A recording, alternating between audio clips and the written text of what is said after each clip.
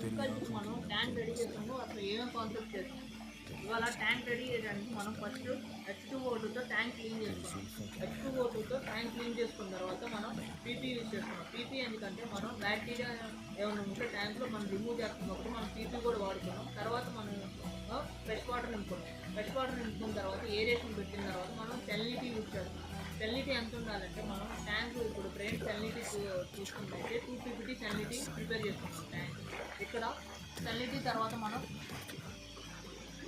Use చేస్తుంది fermented juice. Fermented juice వచ్చేసరికి మనకి 15,000 లీటర్స్కి 3 లీటర్స్ యూజ్ చేస్తున్నాం ఫర్మెంటెడ్ జ్యూస్. తర్వాత మనం H2O2 వేసుకున్నాం. H2O2 మనం 20 ml యూజ్ చేసుకున్నాం ఫర్ 15,000 లీటర్స్. తర్వాత మనం యూజ్ చేస్తుంది EDTA. EDTA ఎందుకంటే ఇది ప్రోబయోటిక్, ఇది బయోఫ్లాగ్ క్రియేట్ చేస్తుంది కాబట్టి మనం EDTA యూజ్ చేస్తున్నాం. తర్వాత మనం యూజ్ చేస్తుంది పవర్మిన్ వచ్చేసరికి మనం 150 గ్రామ్స్ యూజ్ చేసుకున్నాం. ఈ ట్యాంక్కి 15,000 లీటర్స్ ట్యాంక్ మనం 300 గ్రామ్స్ యూజ్ చేసుకున్నాం. తర్వాత మనం మెగ్నీషియం క్లోరైడ్ వచ్చేసరికి 150 గ్రామ్స్ యూజ్ చేసాం. ఇది తర్వాత అంటే ఈ మినరల్స్ మనం యూజ్ చేస్తుంది.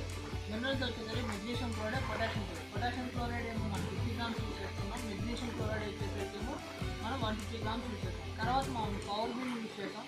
ఆ ట్యాంక్ వచ్చేసరికి 15,000 లీటర్స్ ట్యాంక్ మనం యూజ్ చేసింది పవర్ బిన్ 300 grams. This is the preparation for the shrimp culture. తర్వాత మనం నెక్స్ట్ పార్ట్లో షింప్ కల్చర్ ఏ విధంగా చేస్తామో డే టు డే అబ్జర్వ్ చేద్దాం. Thank you for giving this support. Thank you very much.